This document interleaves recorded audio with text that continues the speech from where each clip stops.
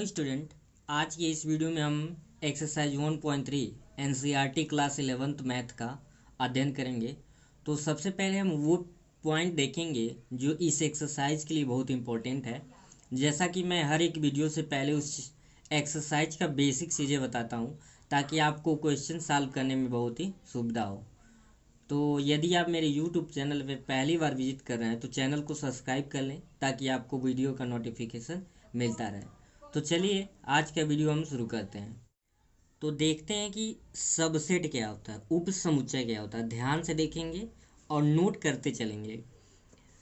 समुच्चय तो पढ़ चुके हैं, आप समझते हैं कि सबसेट यानी उप समुच्चय क्या है। यदि दो समुच्चय ए तथा बी इस प्रकार हैं कि ए का प्रत्येक अवयव बी में है तो ए को बी का उप समुच्चय को इंग्लिश में क्या बोलते हैं? सबसेट। मैक्सिमम यही हम बोलते हैं, सबसेट कहते हैं। इसे ए सबसेट बी से प्रदर्शित करते हैं। ये जो साइन देख रहे हैं इसे क्या बोलते हैं? सबसेट बोलते हैं। इसे ए सबसेट बी से प्रदर्शित करते हैं। अब क्या होता है इसका मतलब समझ लेते हैं, डिफिनीशन। मान लीजिए आपके पास दो सेट हैं, एक सेट ए है और एक क्या है आपके पास? सेट बी है। सेट ए में दो एलिमेंट 2 और 3 हैं। सेट बी में एलिमेंट हैं आपके 1 2 3 4। तो डिफिनीशंस के अनुसार यदि ए के सारे एलिमेंट, ए के सभी अवयव बी में उपस्थित हैं तो ए को बी का क्या बोला जाएगा? सबसे। तो 2 और 3 देखिए है कि नहीं, यहाँ पे 2 और इसमें 3 हैं, इसलिए बोला जाएगा ए सबसेट बी। इसे क्या बोलते हैं? ए बी का उप समुच्चय है। इसको पढ़ने का तरीका है ए बी का उप समुच्चय है या ए इज सबसेट ऑफ बी। आप दोनों में से कोई भी मेथड से इसको पढ़ सकते हैं। उप समुच्चय से संबंधित कुछ महत्वपूर्ण पॉइंट है, उसको भी ध्यान से समझ लेते हैं। पहला है, प्रत्येक समुच्चय स्वयं का उप समुच्चय होता है। ये याद रखेंगे, कभी कोई पूछ लेता है प्रत्येक समुच्चय स्वयं का क्या होता है? उप समुच्चय होता है। मान लीजिए ए आपका सेट है 1 2 3 है तो ये तो खुद का ही उप समुच्चय होगा ही होगा, क्योंकि ए फिर सेट आप दूसरा भी ए लिखें 1 2 3 तो ये इसके सारे एलिमेंट अपने आप में तो मिलेंगे, इसलिए प्रत्येक जो सेट होता है वो अपने आप का क्या होता है? उप समुच्चय होता है। दूसरा जो पॉइंट है, रिक्त समुच्चय प्रत्येक समुच्चय का उप समुच्चय होता है। ऐसा क्यों होता है आप बताइए? फाई का मतलब होता है एक ऐसा, रिक्त समुच्चय का मतलब होता है कि एक ऐसा समुच्चय जिसके पास कोई एलिमेंट ना हो। तो इसलिए फाई जो होता है सबसेट ऑफ एनी सेट, यानी फाई कोई भी समुच्चय का एक क्या होता है? उप समुच्चय होता है।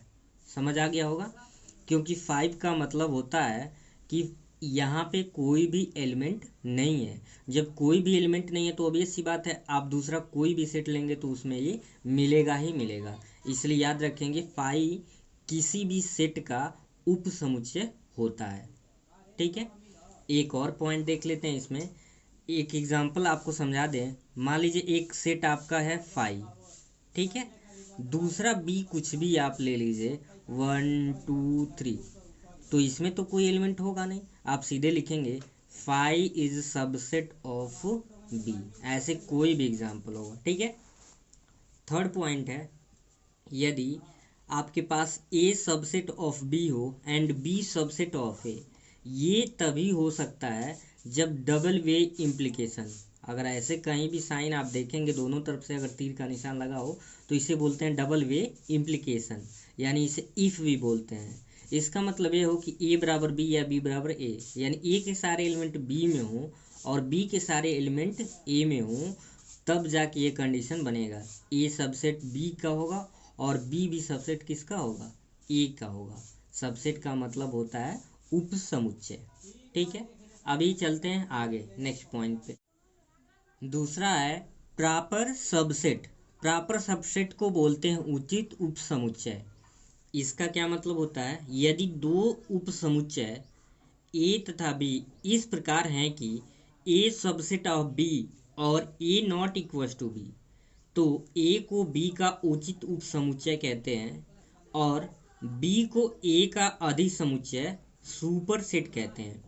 आपको डाउट होगा कि मान लीजिए ए सबसेट ऑफ तो बी है, लेकिन बी को हम क्या बोलेंगे, तो यहाँ पे बी क्या बोला जाता है, अधिसमुच्चय। बी को बोलते हैं सुपरसेट। ए के रिस्पेक्ट में बी को क्या बोला जाता है, सुपरसेट। उचित उपसमुच्चय का मतलब क्या है, यदि ए के सारे एलिमेंट बी में हों लेकिन ए नॉट इक्वल टू बी हो, यानी ए और बी आपस में बराबर ना हो, तो यहाँ पे ए को क्या बोला जाता है, ए को बी का उचित समुच्चय कहते हैं। ठीक है, जैसे यहाँ पे ए ले लीजिए, ए में एलिमेंट 1 2 हो, और बी कोई भी सेट ले लीजिए 1 2 3 4, तो ए इज सबसेट ऑफ बी तो है ही, और यहाँ पे ए जो बी का क्या होगा, उचित समुच्चय होगा। ऐसा क्यों, क्योंकि इसके सारे एलिमेंट बी में हैं लेकिन ए बी के इक्वल नहीं है, और यहाँ बी को क्या बोला जाएगा, बी को ए का सुपर सेट यानी अधिसमुच्चय बोला जाता है। अब एक एग्जाम्पल देखते हैं इससे रिलेटेड कि कौन कि सेट का सबसेट होता है और कौन सबसेट नहीं होता है। तो ध्यान से देखेंगे, आपके एनसीईआरटी से ही एग्जाम्पल लिया गया है। यहाँ पे कुछ एग्जाम्पल्स दिए गए हैं। 5a = 1 3 दिया है, b = 1 5 9 दिया है, c = 1 3 5 7 9 दिया है। प्रत्येक समुच्चय युग्म के बीच सही प्रतीक यानी सबसेट अथवा नॉट सबसेट का साइन लगाना है। तो देखते हैं, यहाँ पे दिया है phi ... तो आपको पहले ही बताया गया है कि फाई जो होता है किसी भी सेट का उपसमुच्चय होता है। तो यहाँ पे कौन सा साइन लगाएंगे, फाई इज सबसेट ऑफ ए, क्योंकि फाई की बात जब भी आएगी वो किसी भी सेट का क्या होता है, उपसमुच्चय होता है। सेकंड, a ... तो देखते हैं, ए में 1 3 है, बी में क्या है 1 5 9। 1 तो मिल रहा है लेकिन 3 नहीं मिला, यानी ए के सारे सेट बी में नहीं है, यानी A is not subset of B. तो ऐसे साइन बना के ऐसे क्या करेंगे, काट देंगे। ठीक है, थर्ड दिया है a ... तो ए में आपके एलिमेंट है 1 3, सी में देखते हैं 1 3 है कि नहीं, तो 1 3 है। तो अगर मिल गया ए का एलिमेंट तो बोलेंगे ए इज सबसेट ऑफ सी। ठीक है, ये सबसेट का साइन है। नेक्स्ट, फोर्थ है b ... तो बी में आप एलिमेंट देख रहे हैं 1 है 5 है 9 है, और सी में 1 है 5 है 9 है, यानी बी के सारे एलिमेंट सी में है। तो ऑब्वियस सी बात है, बी इज सबसेट ऑफ क्या हो जाएगा, सी। बी इज सबसेट ऑफ सी।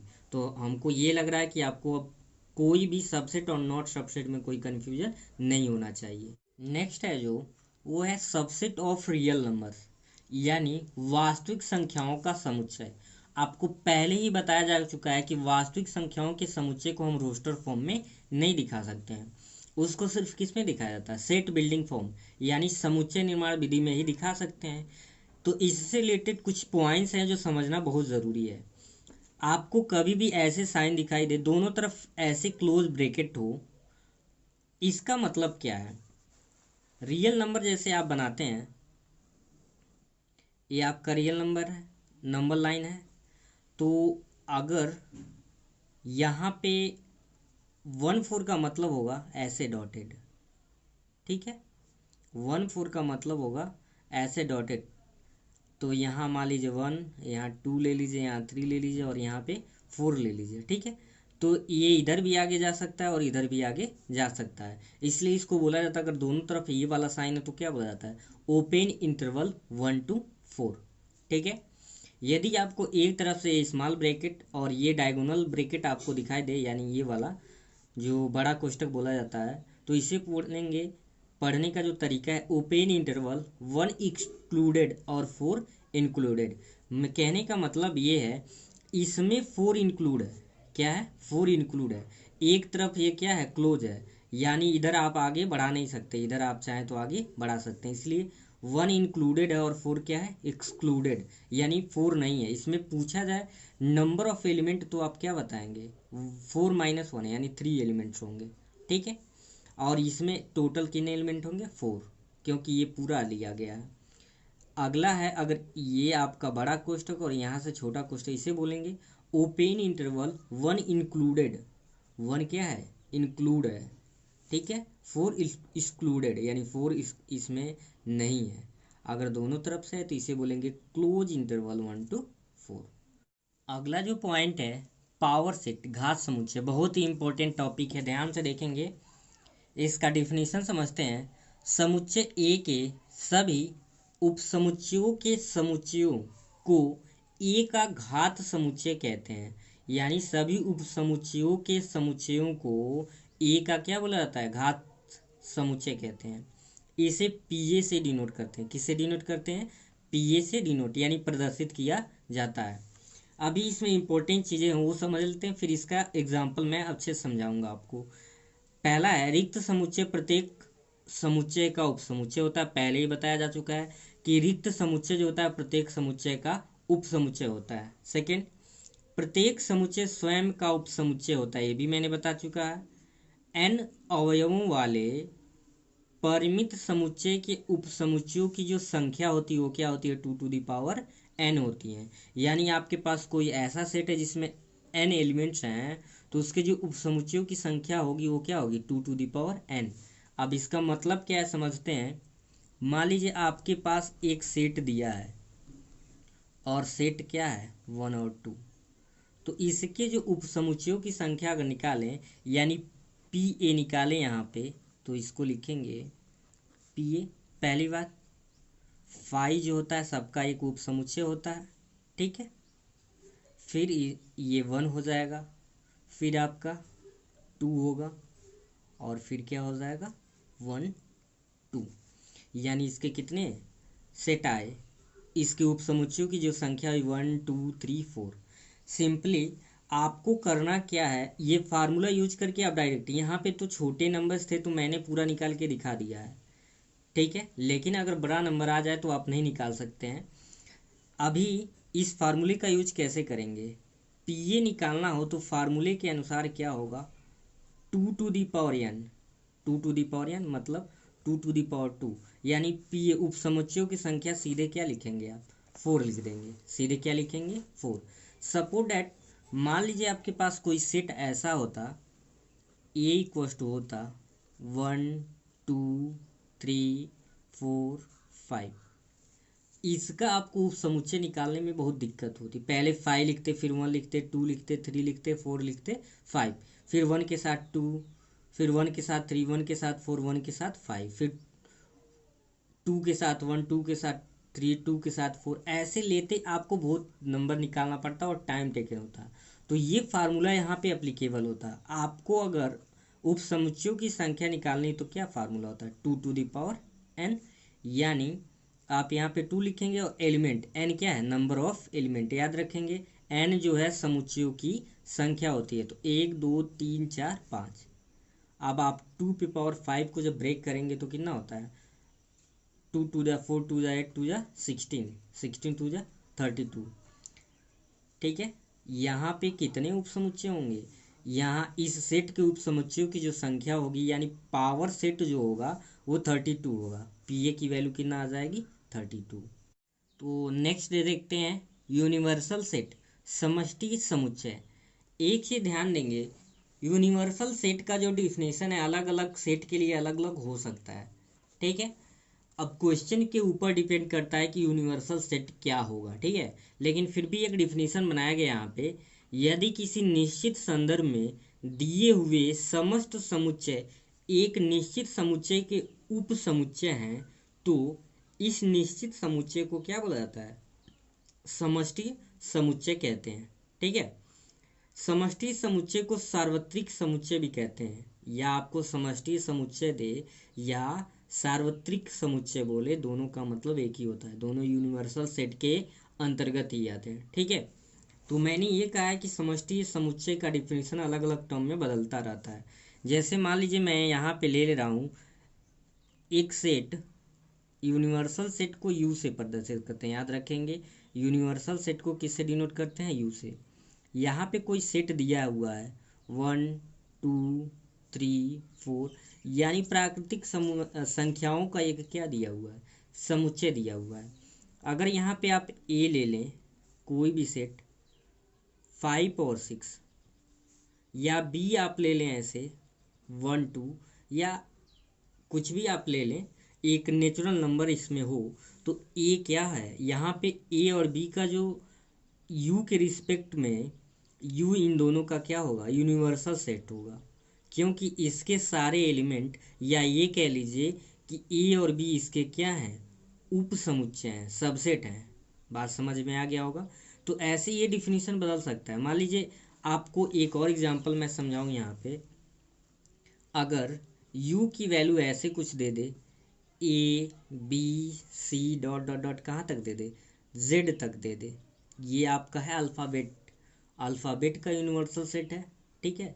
तो अभी ये कुछ नहीं है, अभी इसे यूनिवर्सल सेट आप नहीं बोल सकते, लेकिन अलग सेट अगर लें, A equals to A E I O U, B equals to मान लीजिए आप सी और डी ले लें, ठीक है, सी और डी ले लें, तो ए यू का सबसेट है, बी भी किसका, यू का सबसेट है। तो यहाँ पे ए और बी के रिस्पेक्ट में यू क्या होगा, यूनिवर्सल सेट होगा। समझ आ गया होगा। तो अब चलते हैं हम एक्सरसाइज पे। इतना टॉपिक ध्यान से आप समझ लेंगे और अच्छे से नोट्स को बना लेंगे, क्योंकि अगर ये सारी चीज़ें आपको अच्छे से समझ आ गई होंगी तो क्वेश्चन लगाने में कोई आपको दिक्कत नहीं आएगी, ठीक है। तो चलते हैं अब हम लोग एक्सरसाइज पे।